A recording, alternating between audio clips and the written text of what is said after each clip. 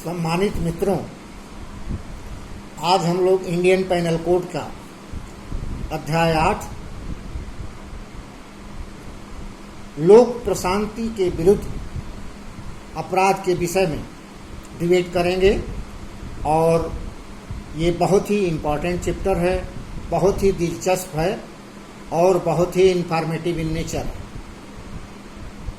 मेरा निवेदन है कि आप ये पूरे वीडियो को सुनिएगा, तब सब्सटेंस होगा। पूरा वीडियो सुनिएगा और उसके बाद जो है एक बहुत ही इंफॉर्मेटिव एक एस्पेक्ट जो है आपके लिए ज्ञानार्जन आएगा। मित्र, लोक प्रशांति के विरुद्ध अपराध, लोक प्रशांति, जहाँ लोक आ गया, लोकतांत्रिक व्यवस्था में लोक जो शब्द है सोसाइटी एट लार्ज का द्योतक है, उसका प्रतीक है, उसका सिम्बलेंस है। मित्रों, हमारा भारतीय संविधान इस बात का गारंटी देता है कि भारत के प्रत्येक नागरिक according to article 19 class 1 B and C, B में ये प्राविधान है कि आप शांतिपूर्वक निरायुध सम्मेलन कर सकते हैं। सी में है कि आप संगम या संघ बना सकते हैं, लेकिन ऐसा संगम या संघ या सम्मेलन जब जो है लोक शांति के विरुद्ध अपराध पर उतारू हो जाता है तो कानून अपना रंग दिखाता है, कानून अपना काम करता है, क्योंकि देश में जो है रूल ऑफ लॉ है। रूल ऑफ लॉ की बहाली के लिए कानून किसी एंड तक जाएगा, आप कानून को अपने हाथ में नहीं ले सकते। इसी को लेते हुए ये इंडियन पेनल कोड का चैप्टर 8 लोक प्रशांति की बात करता है। इसके अंतर्गत पब्लिक ट्रैंक्विलिटी,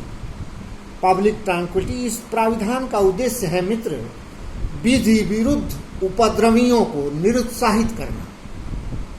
कानून के खिलाफ जो कानून तोड़ने पर आमादा उपद्रवी हैं, उनके इस कृत्य को ये धारा जो है निरुत्साहित करने का प्राविधान प्रस्तुत करती है।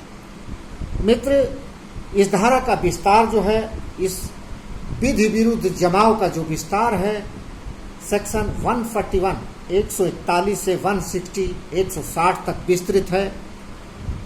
इन बिटवीन समाज की मांग, समाज की जरूरत को ध्यान में रखते हुए सन 1972 और सन 2005 इन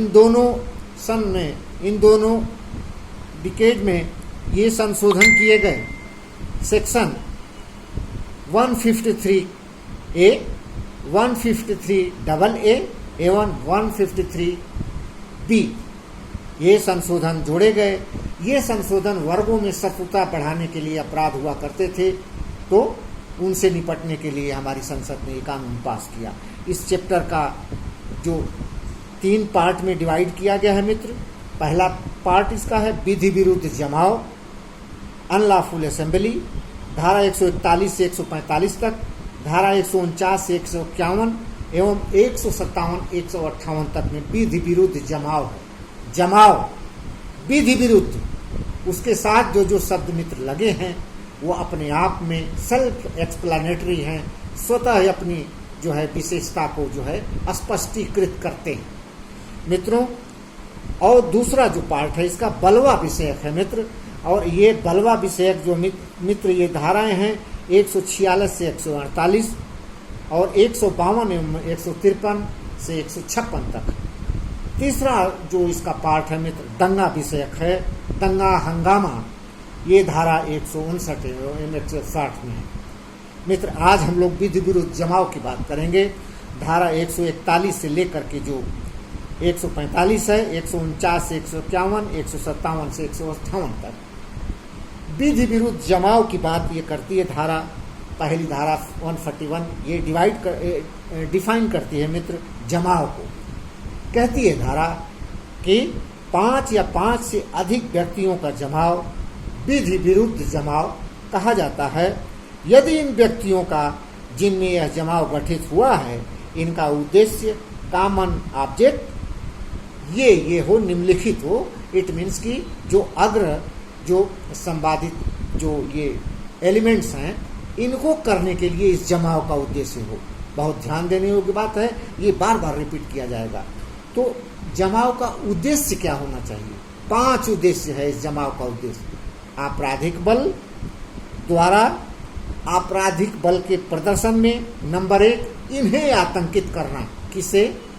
संसद, केंद्रीय सरकार, राज्य सरकार विधानमंडल या किसी लोक सेवक को आतंकित करना, टेरराइज करना, उसको जो है भय में रख करके उसको जो है इसको जो है ये आतंकित करना, टेरराइज करना, भयांकृत करना इसको।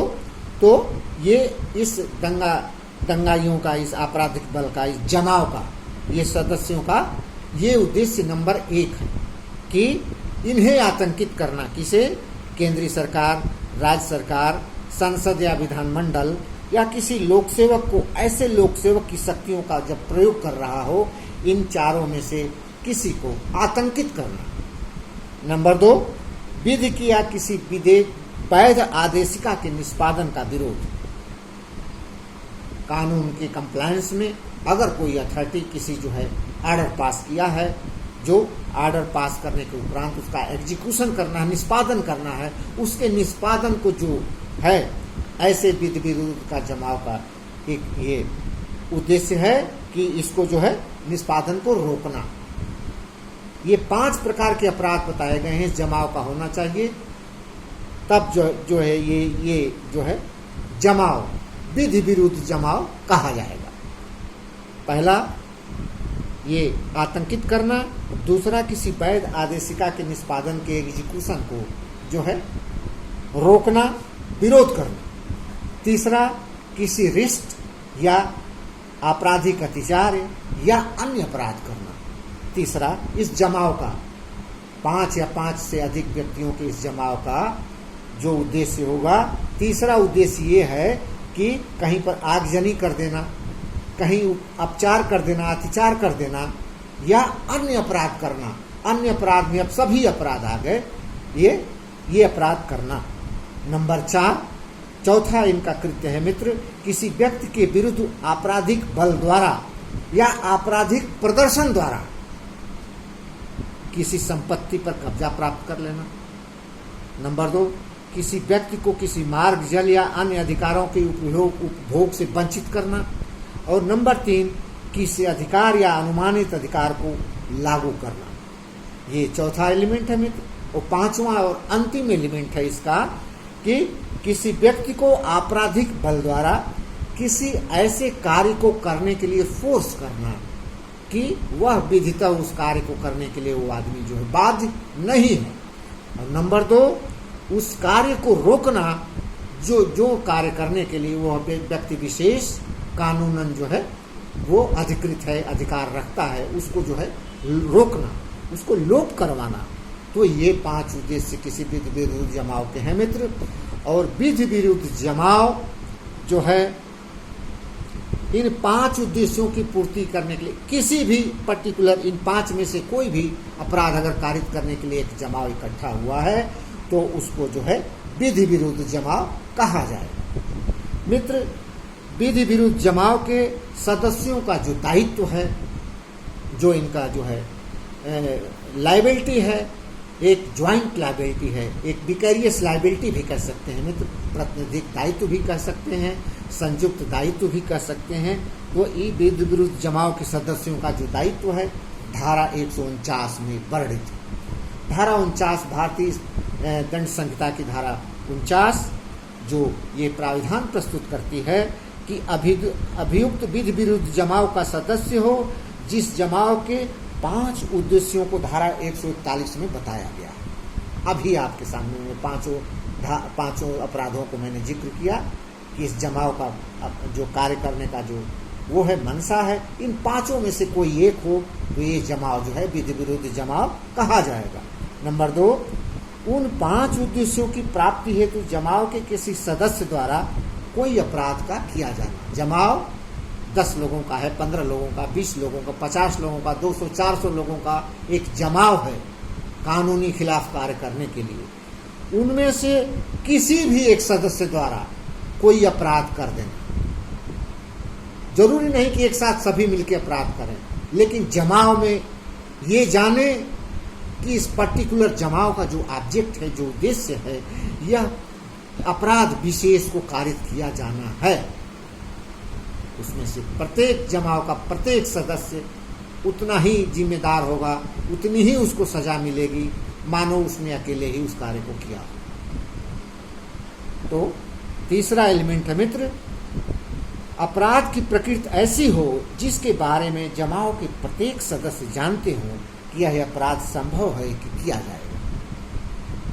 ये 3 इंग्रेडिएंट हैं धारा 149 के सामान्य उद्देश्य के लिए। तो एक बार और दोहरा लिया जाए इस चीज को, बहुत इंपॉर्टेंट ये सेक्शन है मित्र। अक्सर ये हमेशा जो है ये चर्चा में रहता है एग्जामिनेशन में, किसी न किसी रूप में ये धारा जो है महत्वपूर्ण है।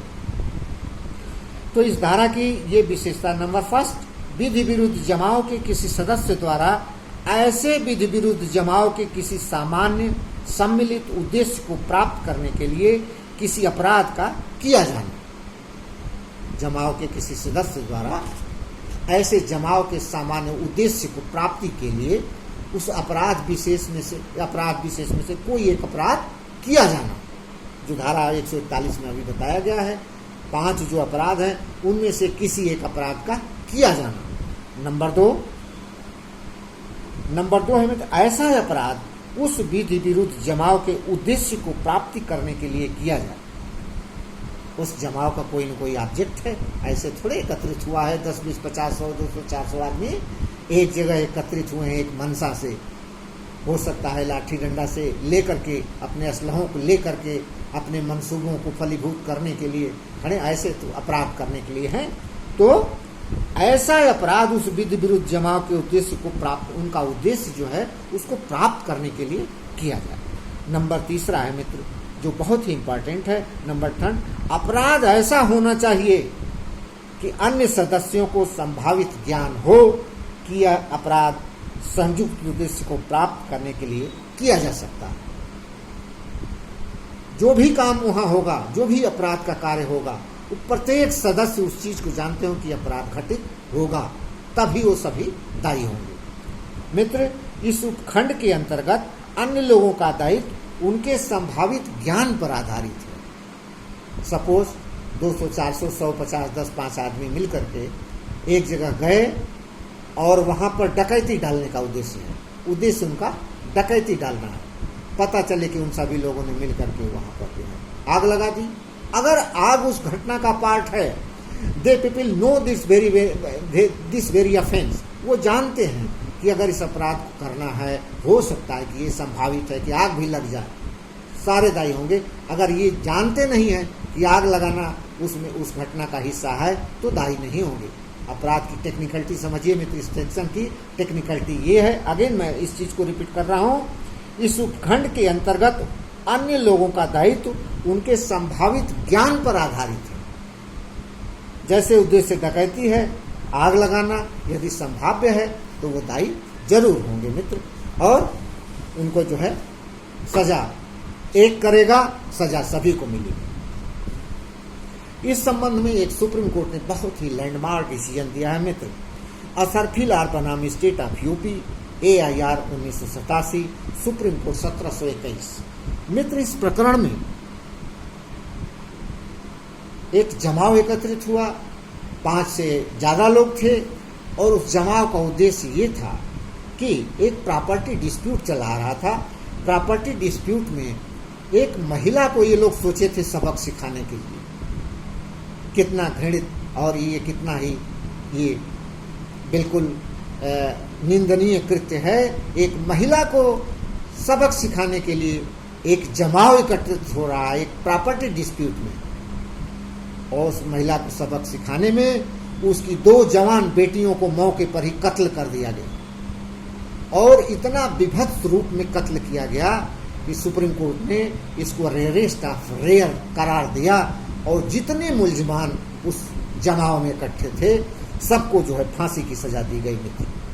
तो इन्हें rarest of rare Supreme Court ने करार दिया और इनको फांसी की सजा बहाल रखा। मित्रों, ये बहुत ही इंपॉर्टेंट चैप्टर है। आज हम लोगों ने विधि विरुद्ध जमाव का डिस्कशन किया, जो अपने आप में एक बहुत ही इम्पोर्टेंट सेक्शन है। आप हमारे इस डिबेट को, इस भावनापूर्ण जो वक्तव्य है जो हमारे आपके बीच में जो है डिबेट हुई, आपने ध्यान दिया, सुना, समय दिया, मैं आपका आभार व्यक्त करता हूँ। बहुत बहुत धन्यवाद। नमस्कार, शब्बा खैर।